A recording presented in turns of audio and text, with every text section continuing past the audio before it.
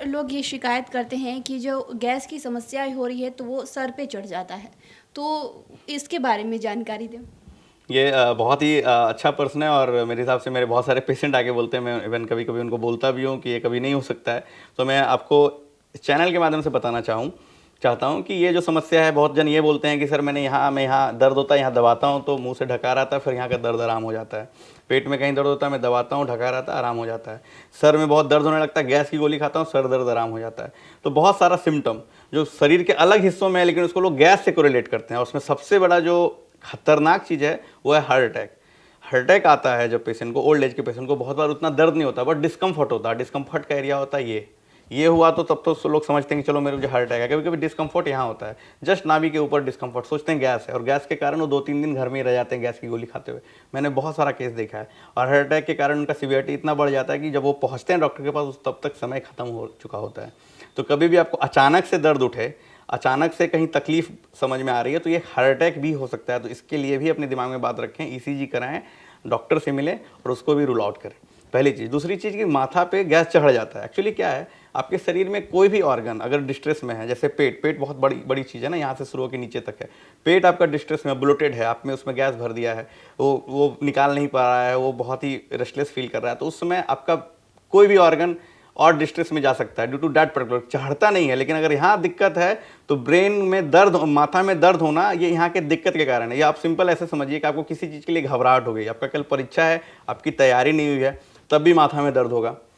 आपको आपके कोई रिलेटिव आने वाले हैं, आपका नंबर पूछने वाले हैं, आपके पापा को आपको रिजल्ट बताना, रिजल्ट खराब हो जाएगा, तब भी माथा में दर्द होगा। सेम यही, अगर पेट में डिस्ट्रेस है तो माथा दर्द हो रहा है। ये इससे डायरेक्टली रिलेटेड नहीं है, डिस्ट्रेस में बॉडी है तो माथा में दर्द हो रहा है। और ढकार की जहाँ तक मैं बात करूँ, अगर आप बहुत लोग कहते हैं कि ढकार लेने पर आराम, ढकार लेना बंद कर दें, ये वॉलेंटरली है, आप खुद लेते हैं। और जब आप ढकार लेते हैं तो जब वो प्रोसेस है ना, उसमें गैस ज़्यादा निकलने से ज़्यादा चली जाती है। ये अच्छा तरीका नहीं है। अगर आप लोग करते हैं तो उस पर कंट्रोल करें, उसको कंट्रोल करने की कोशिश करें, क्योंकि ये एक वॉलेंटरली प्रोसेस है। जो आदमी ये समझता है कि अपने आप हो रहा है, अपने आप नहीं होता, इसको आप करते हैं और इसको आप हैबिट बना लेते हैं। जस्ट लाइक हैबिट, मैं बात कर रहा हूँ, अपने बाल खुजरा हो रहा है, यह मेरी हैबिट है। उसी तरह से ढकार भी है, आप ढकार ले रहे हैं, या आपकी हैबिट, आपके शरीर में आपका एक आ गया आदत कि ढकार लेंगे तो आराम मिलेगा, लेकिन उससे आराम नहीं मिलता, उससे समस्या और बढ़ती चली जाती है।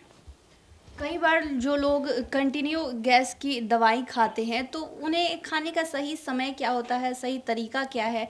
क्योंकि बहुत सारे लोग ये ऐसे भी होते हैं कि अगर उन्हें कभी भी गैस की समस्या महसूस होती है तो वो दवाई खा लेते हैं, तो इसका सही समय क्या होना चाहिए? तो सबसे पहले तो मैं ये बताना चाहता हूँ, जो पहले भी बताया, कि अपने मन से दवाई ना खाएं अगर समस्या लंबी है। हाँ, आज समस्या हुई, 10 दिन तक रही, 10 दिन तक दवाई खाया, ठीक हो गई, कोई दिक्कत नहीं है। हेल्थ बर्डन बहुत है, बहुत सारे पेशेंट हैं जो सीरियस हैं, तो मैं नहीं चाहूँगा कि आप छोटे प्रॉब्लम के लिए भी दौड़ें। लेकिन अगर ये समस्या लंबी है, हर एक साल आपको हो रही है, तो 2-3 महीने तक आपको परेशान कर रही है, आपकी हिस्ट्री है कि मैं 1-2 साल से परेशान हूँ, लंबी समस्या है, महीनों से चलती आ रही है, तो आप सबसे पहले तो डॉक्टर से मिलें। ये आदत बंद कर दें कि गई गैस की गोली खाई, ठीक हो गया, 2 दिन ठीक रहा, फिर गैस की गोली खाई। जो आप गैस की गोली खाते हैं 24 आवर 48 आवर तक आपको आराम देता है, आपको लगता है प्रॉब्लम ठीक है, फिर खा लेंगे, तो इसको बंद करें। अब आती है गैस की गोली अगर खानी है तो सही समय क्या है? तो सही समय क्या है? खाने के खाली पेट खानी है।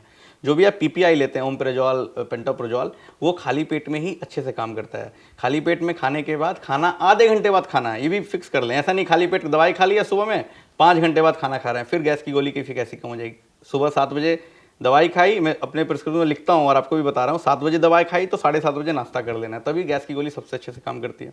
लेकिन उसमें एक गोली है रैनिटेडिन, रैनटेक, बहुत ही नाम, एसी लॉक।